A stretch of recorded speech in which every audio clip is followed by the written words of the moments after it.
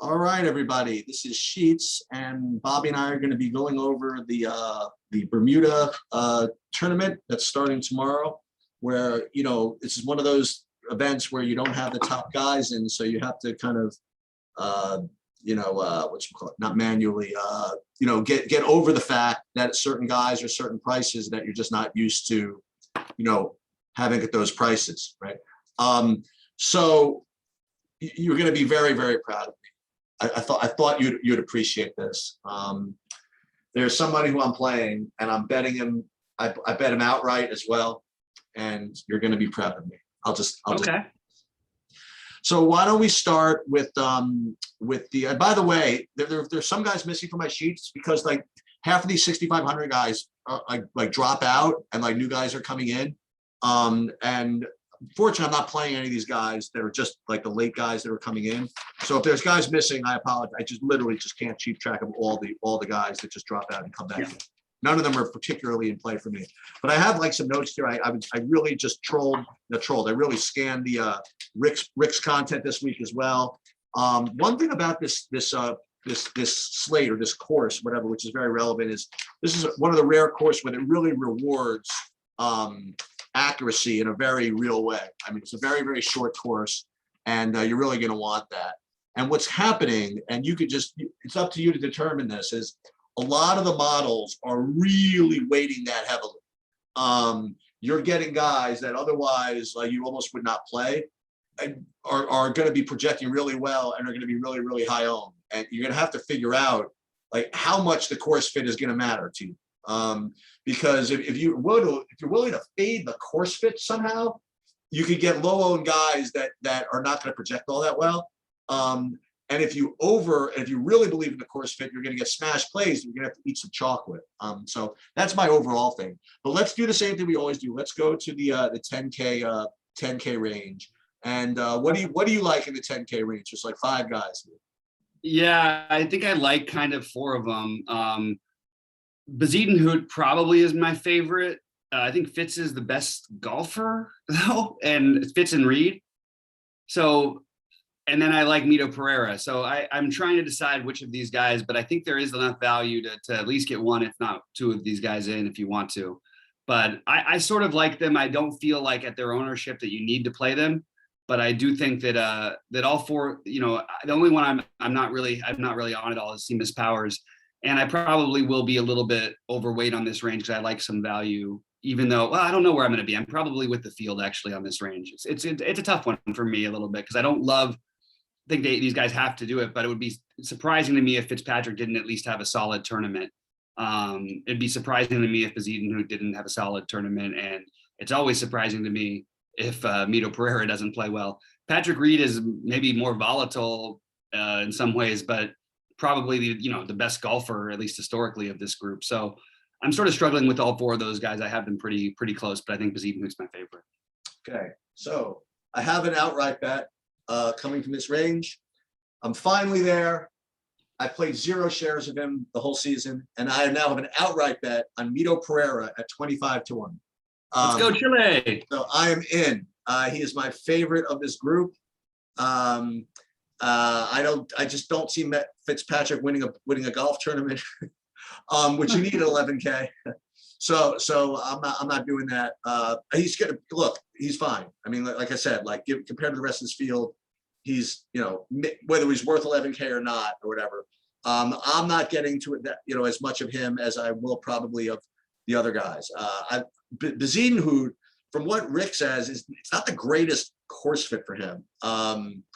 And a 10-7, I don't know if I want to play a 10-7 with a kind of a weird course fit. I'll play Pereira. But can we counter that with one thing real quick about his numbers? He's using PGA Tour numbers. And that's the wrong thing to do. You got to use the whole career. And I've read that a little bit about Bezuidenhout already this week. You didn't look at all the Euro numbers, and that's what Bezuidenhout's played most of his career. So it's kind of I don't put as much credit in that as maybe Rick does. But I have Bezuidenhout more than Fitzpatrick. I don't really have Reed this week. And Seamus Power just kind of okay. I'm not too into that. So my favorite is my two favorites are Pereira and Bezuidenhout. Makes sense to me. So in the next range, I don't like very many guys. That's partly why I might play two of the top, two of the higher price guys. I like Adam Hadwin, who seems to be in really, really good form right now. I understand people are going to play Chad Ramey. I don't think I'm going to get there for that. Hayden Buckley, I have a little bit of interest in because I actually think he ends up lower owned in this range, but I am not very high on this range in general. I don't think Patrick Rogers is going to be contending in this tournament, but I don't mind if you want to go there. I prefer Hadwin pretty significantly ahead of the rest of this group. Yeah, I kind of want to X out this range. A similar sentiment to you. But the closest thing I have to someone who I want to play in this range is maybe like Taylor Pendrith, but that's really about it. I mean, I have no problem just honestly Xing out this whole range. So I'm kind of with you on that. Yeah, it makes sense. I'm glad to hear that because I was like, that's why I was looking at when I was looking at my research, I was like, oh, I'm gonna probably have to pay up twice or find a bunch of guys in the 8K range, which there are some. But I don't love the 9K, and I don't even love the 8K range as we transition over to it. Everybody likes this, Guido Migliozzi. I'm okay with it. I probably need to do a little bit more research on it. Thigala is a guy who I believe in the talent, so I might consider that. But again, I'm sort of treating these guys like the problem is I'd be considering them the same if they were 6,900. You know what I mean? Like, right, yep. It's not really any different. So why am I playing these guys? So the one guy who does stand out or the two guys who stand out, I should say, I think Ryan Armour is a really good. I mean, this is a perfect kind of course for him. I like that. So I really like Ryan Armour, and not a good course for him, but a guy who I believe in the talent level and can make up for it, and he's going to be unowned is Garrick Higo. Yeah, so the 8K range for me, I just have a couple of guys. The majority of what I like is going to be in the 7s, but Stallings I have is pretty good. I go back and forth. This Denny McCarthy is showing he's this guy, right? He's gonna project well in the models on a short course, right? And something feels wrong about playing him. I don't know. That's how I felt exactly, Sheets. That's so funny you mentioned. I might end up doing it just in whatever, but I don't really feel happy about it. Jaeger is okay, but the guy that I have the best is this guy Lipsky. I mean, the models seem to like him. So I like him at 8K flat. But I like your Armour call a lot. I mean, seems to be a perfect course for him. So for me, it's Armour, Lipsky, and Stallings would be my favorites. And I'm gonna try not to play. There's like one lineup that I had McCarthy in. This is like really fun. I was struggling with this for like 15 minutes last night. I'm like, all right, I'm not going to play McCarthy. I'd rather just play the extra 100 for Stallings. And the lineup was completely zeroed out, right? So I couldn't do it. I'm like, huh. And then I'm looking around like, you know what? There should be 100. And I found another lineup that had 100 left over that had McCarthy in it. So I'm like, okay, I'm going to switch to Stallings. And it turns out I had Stallings in it already. So it's like really annoying. I'm probably going to end up with a couple of McCarthy lineups just because it seems to be the math gods and the lineup construction gods are kind of forcing me to. But aside from that, 8K range is not exactly my favorite either. Yeah. So we're very similar on this. Yeah. Which I think that some of the field will be, but I think other people are going to squeeze in these guys just because they're showing up as decent plays and they're in that price and maybe they don't want to pay for 2 10K guys.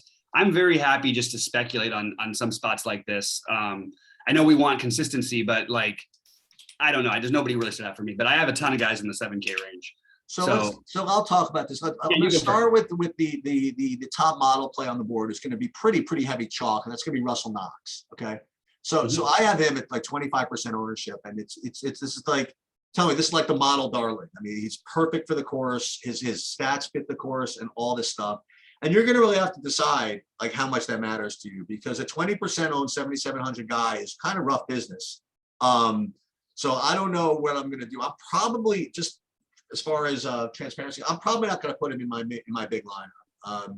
He does rate to be, well, he rates to be tied with me for my favorite value play. The other guy I have I'm not going to question it. And he's like going to be maybe 10% or less is Aaron Rye. I You played love him. this Aaron Rye. Every time Aaron Rye is on a slate. Yeah, I Features played him mentioned. before, So considering that they have them tied and one's going to be half plus the ownership of the other, that's good enough for me. But other guys in the 75 and 77K range, kind of a semi-chalky Hank LaBoida. I like him. I don't want to say semi-chalky. Nick Hardy, 7,900. Here's a guy He's by far my. Go ahead. Oh, here's a guy who's 8% owned that I just can't imagine him being 8% owned because of his course fit. No way. But Brian No way. Stewart at 7,100. I like that. And I'll give you a couple more. Give me two more. 7,900 Mark Hubbard, and then 7,600 Alex Smalley. But you could play others. I mean, honestly, you play Vincent Whaley, Nick Taylor. It's a whole bunch of 7Ks you can play. But those are my favorites. So the last four names you mentioned are by far my favorites, and I would go even for like I love Hardy and Stewart. Nice. Those are the ones I'm very heavy on. Smalley, Lebiota are probably my next two, and then Hubbard was my next one. I don't mind the Rye call, and I am probably not going to be as high on the Knox thing just because of the ownership, and I understand if it's a good course fit for him and everything, but 25%, like you said. There's a lot of guys we can find around here who could easily have a better tournament than him. I'd rather just play roulette with those guys than play a 25% guy when I don't personally have him in all the models that I've looked at as being that much better than these other guys. I actually prefer Smalley. I prefer Biota. I prefer Hardy. Easy. So the other guy who I'm going to mention though is Aaron Eckera. He is going to be owned as well. I like that. I've heard a lot of good things about him coming into this week, and a lot of people who really like him who know a lot more about golf than I do. And that's enough for me when I'm sort of on a week where we don't have as many names that I know as well, or I know their names. What's his name? Aaron Eckera. Spelled with an E or an A? Ecroat. Okay. And but I really am into the Stewart and Hardy thing. Those are going to be my main guys in that range. And I think, again, there's a lot. I could literally name everybody. Vincent Whaley at the flat 7K is another one who I considered, but I just think I don't want to spread out too much. Kramer Hickok as well. Just not going to get too crazy with any of those guys. Oh, I'm sorry. I did forget one guy, Bo Hogg. Okay. A guy who I kind of like at just a flat 7K. It just feels, I understand that, maybe not an ideal course for him, but he just is cheap. He's cheaper than guys who I think he's better than. That's basically all I would say.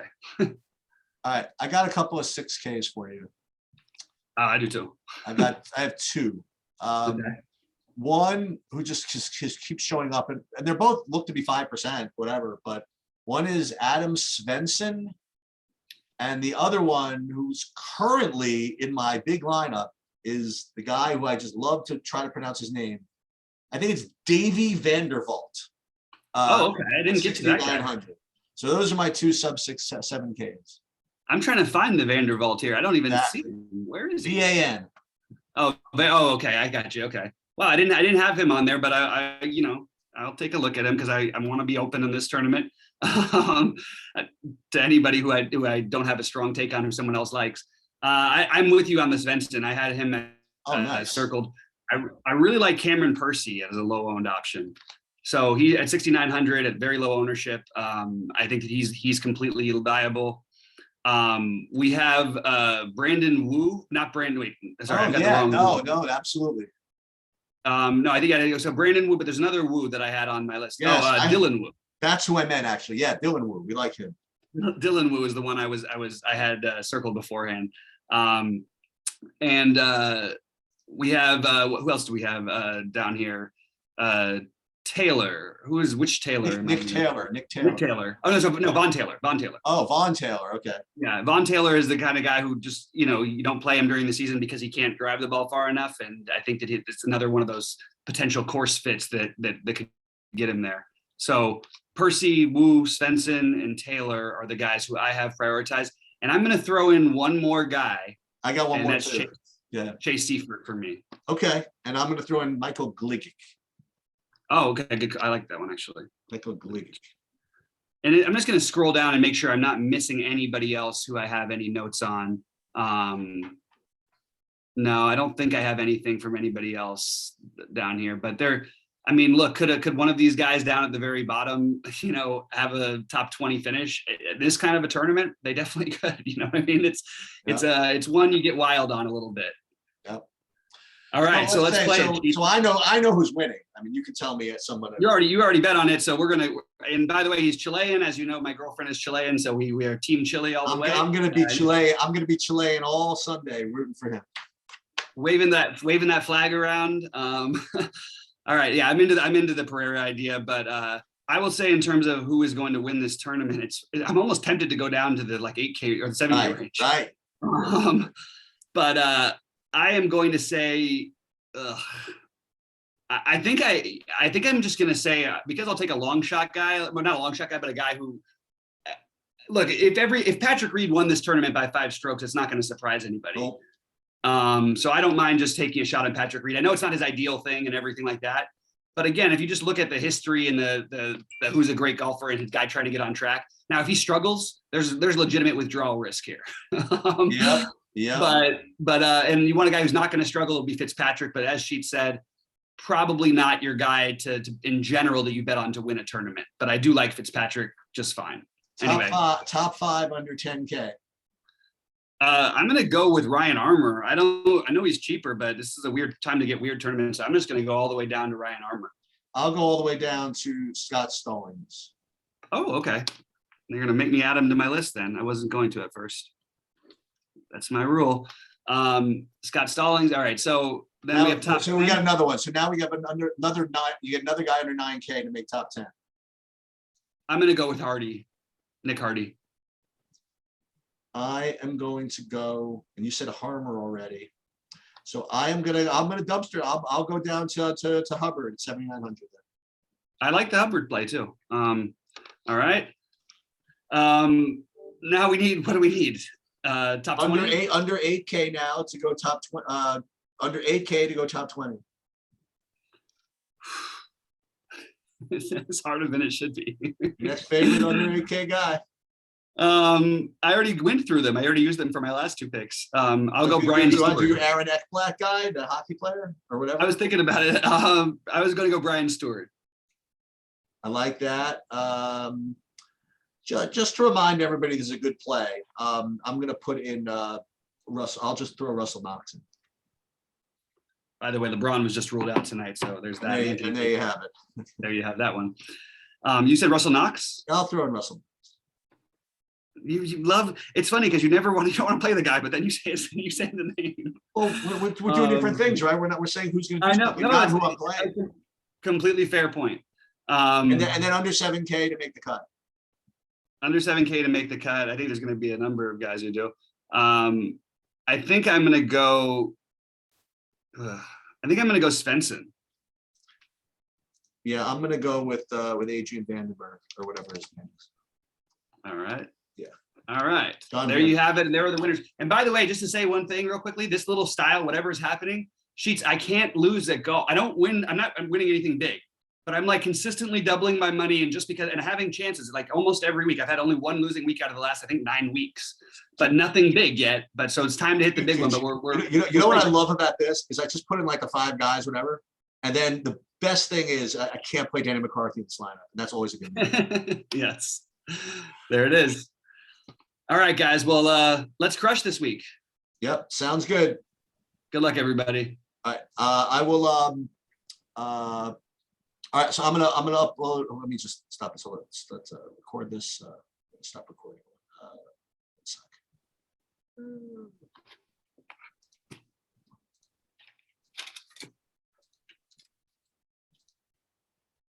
Start sharing.